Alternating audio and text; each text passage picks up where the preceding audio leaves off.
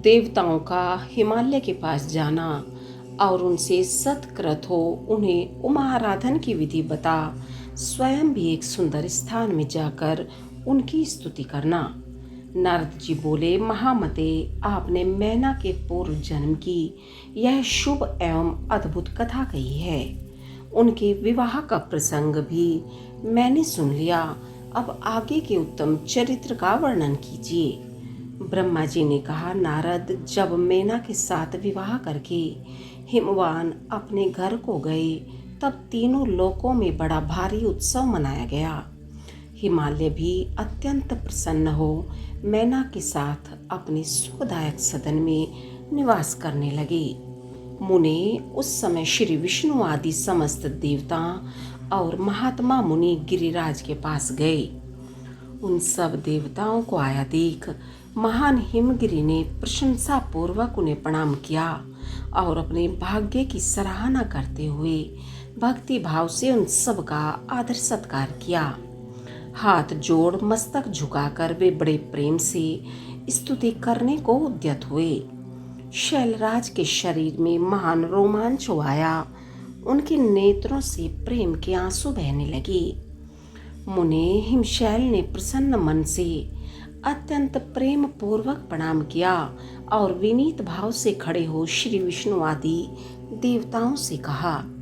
हिमाचल बोले, आज मेरा जन्म सफल हो गया। मेरी बड़ी भारी तपस्या सफल हुई। आज मेरा ज्ञान सफल हुआ और आज मेरी सारी क्रियाएं सफल हो गई।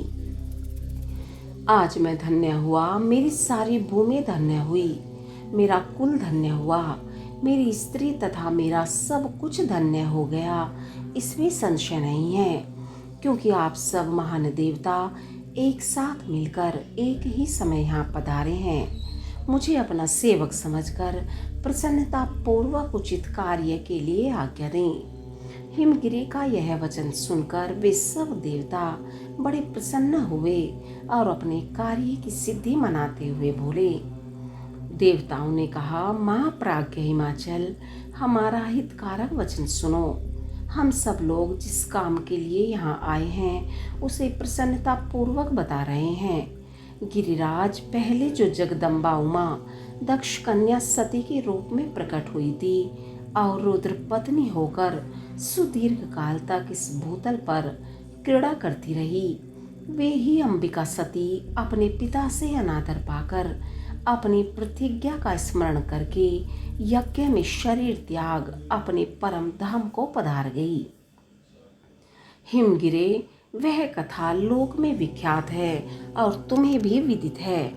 यदि वे सती पुनः तुम्हारे घर में प्रकट हो जाएं, तो देवताओं का महान लाभ हो सकता है। ब्रह्मा जी कहते हैं, श्री विष्णु आदि देवताओं की यह बात सुनकर गिरिराज हिमालय मन ही मन प्रसन्न हो आदर से झुक गए और बोले, प्रभो, ऐसा हो तो बड़े सौभाग्य की बात है।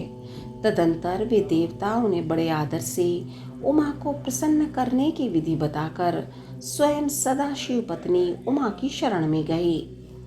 एक सुंदर स्थान में स्थित समस्त देवताओं ने जगदम्बा का स्मरण किया और बारंबार प्रणाम करके वे वहां श्रद्धा पूर्वक उनकी स्तुति करने लगे।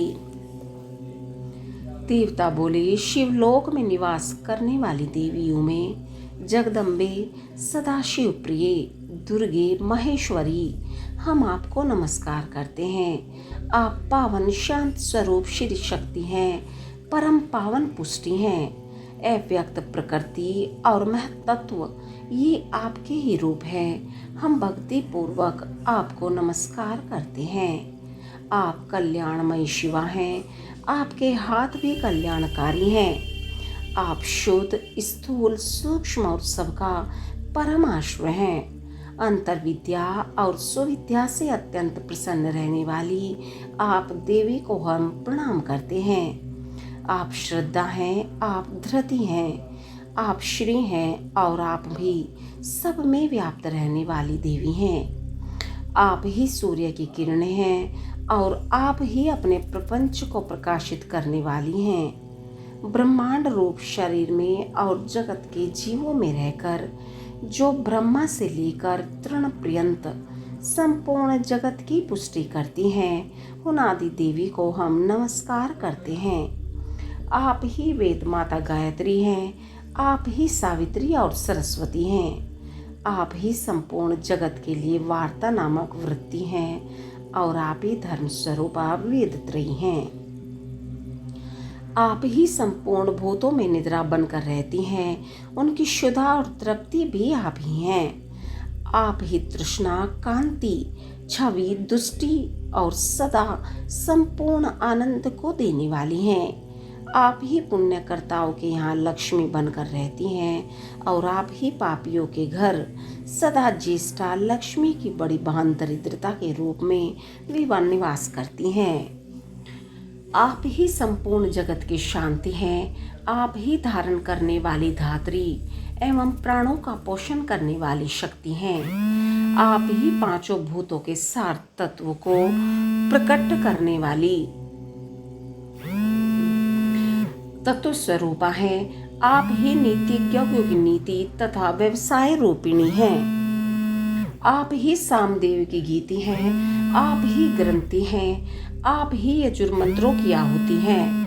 ऋग्वेद की मात्रा तथा अथर्ववेद की परम गति भी आप ही हैं, जो प्राणियों के नाक, कान, नेत्र, मुख, भुजा, वक्ष स्थल और हृदय में धृति रूप से स्थित हो सदा ही उनके लिए सुख का विस्तार करती हैं, जो निद्रा के रूप में संसार के लोगों को अत्यंत शुभम प्रतीत होती हैं। वे देवी उमा जगत की स्थिति एवं पालन के लिए हम सब पर प्रसन्न हों। इस प्रकार जगत जननी सती साध्वी महेश्वरी उमा की स्तुति करके अपने हृदय में विशुद्ध प्रेम लिए वे सब देवता उनके दर्शन की इच्छा से वहां खड़े हो गए।